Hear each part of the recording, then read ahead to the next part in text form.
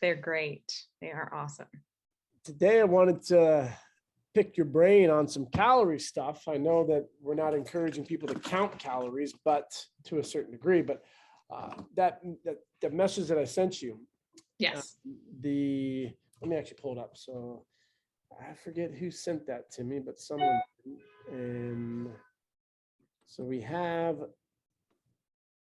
who would like to explain to everyone the amount of calories in 1 gram of protein? 4 calories per gram protein. What about fat? Fat is 9, and carbohydrates also 4. And my favorite? Alcohol is 7. There you go. So, I've heard different dietitians say different things. When it gets like the technical part, they'll say macronutrients, alcohol should be contributed to that because of the fact that it yields calories. But then some people will say, no, it should be in its own category. What are your thoughts around that? I mean, you're deriving energy from it. So I would throw it into the category of macronutrients as well. It's not it's not ideal, right? But you're still getting energy. Okay, so can you guys see this right here? Yeah. Yeah. Yes, very clear. So if you were to do the math on this, you take 9 times 0.5, which is 4.5 calories. You take 46 times that by 4. I gotta do the math on that one. 45 times 180, 188 would it be? 46 times 4, 184 plus 4.5 plus 3 grams of protein would be 12. So technically, if you were to look at it from a macro calculation, that would be 205 calories. How is it 160? That's the question.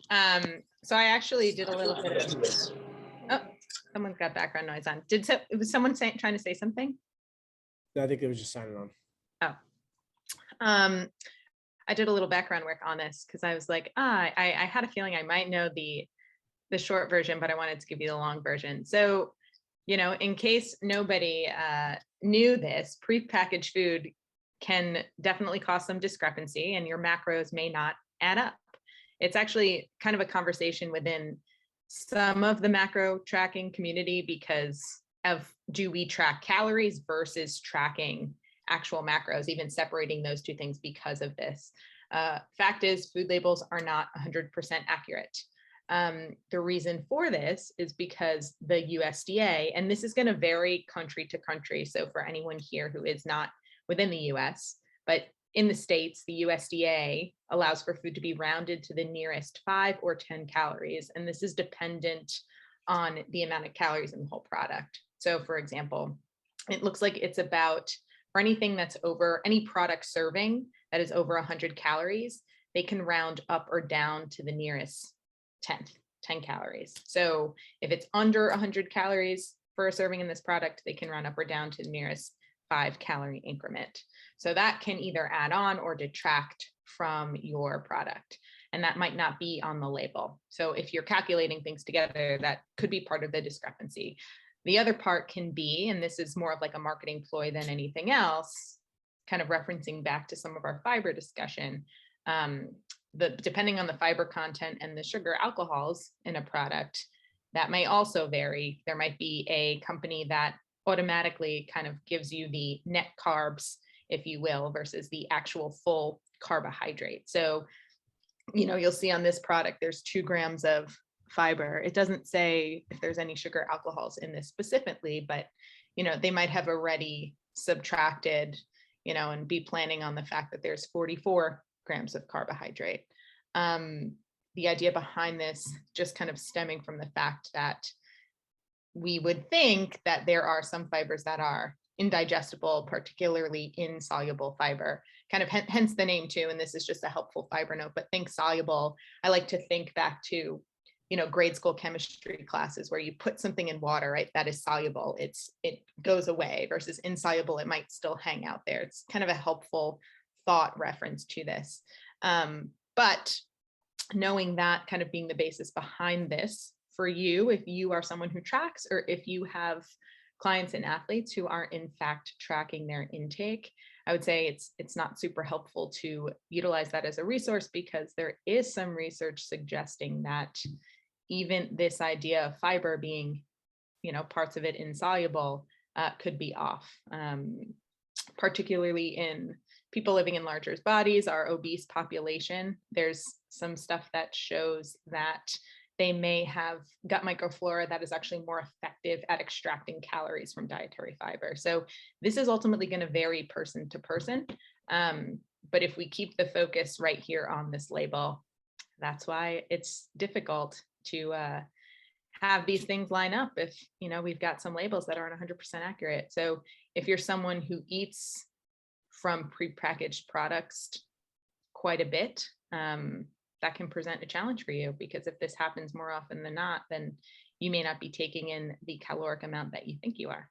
So should we then track this as 44 grams of carbohydrates? Because that would be the net, because we're taking out the fiber. Is that correct? I wouldn't. I think kind of my point to the fiber discussion is, actually, I think it's silly that that companies do that, because again, like, depending on the person, they may or may not be absorbing that. So I wouldn't detract and kind of play a net carbohydrate game. I would put it all together and plan on that. And if you are tracking from a prepackaged product like this, if there's any concern, or you're trying to be like very, very consistent, it's probably worth calculating out your own caloric value, knowing the macros listed might yield something different than the calories listed. So then you would put this down as 205 calories. Correct. Yeah. And which is crazy when you think it doesn't sound like that big of a difference, but that's 20% off. Yeah.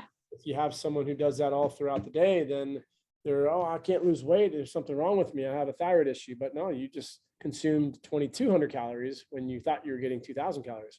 Exactly. Yeah. And that's the larger problem. If it happens every once in a while, it's probably not going to make a big deal. But yeah, if you're someone who eats predominantly things coming in packaged, labeled products.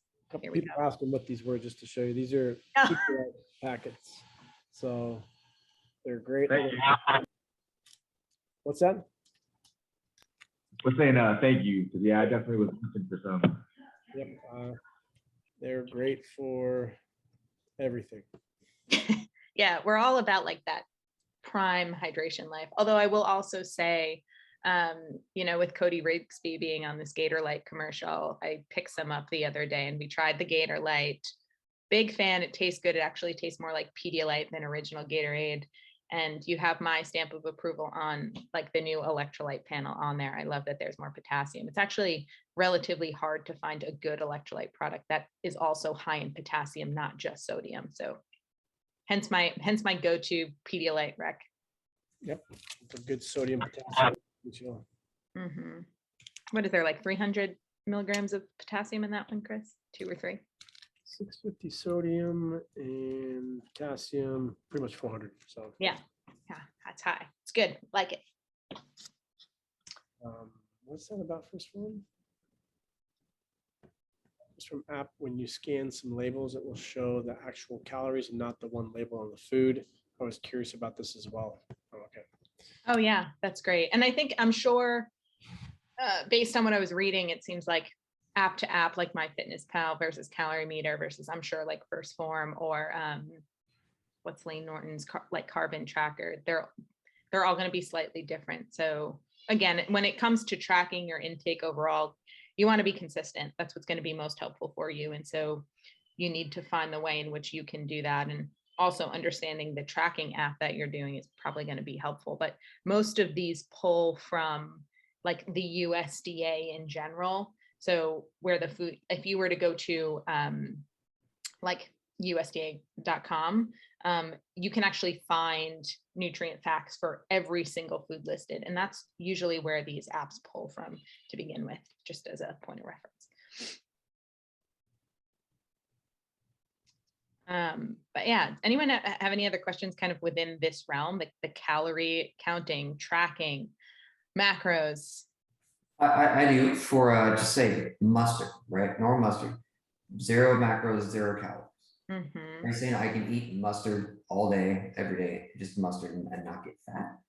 Like, I'm I curious. mean, I'm not saying that. I think this is where the labeling piece comes in true, right? So like we just referenced the label in terms of the inaccuracy between macronutrients. I believe that there's also a component of this in terms of how they can even say like fat-free or low sodium or low salt. There's parameters there. So per serving, right, they can probably put 0 calories, 0 carbs, 0 fat, because for the serving, which on mustard is probably something like a teaspoon or a tablespoon, that's the case. But of course, at some point, if you consume enough of it, you're going to be taking in a larger volume of energy. You're getting something from that product, but whatever it is, it's not enough where they can work within the guidelines of the USDA to label their product as not having anything to it. What you want to be conscious of with a condiment like mustard is there is sodium in there. So that'll stack up relatively quickly. And I think, you know, when we get so focused on macros, we forget about the micros. And I'll tell you what, a lot of times I see people and I don't even touch their actual calories before. I just look at their sodium intake and I'm like, why don't we start here? You're going to de-bloat, you're going to lose that puffy look, and you're going to feel better. And then we can actually start working on your intake. But let's start with the sodium. So just something to think about there. Thank you. Perfect. Thank you. Yeah, of course. I see your hand. Hey, Brandy. Hey, sticking with the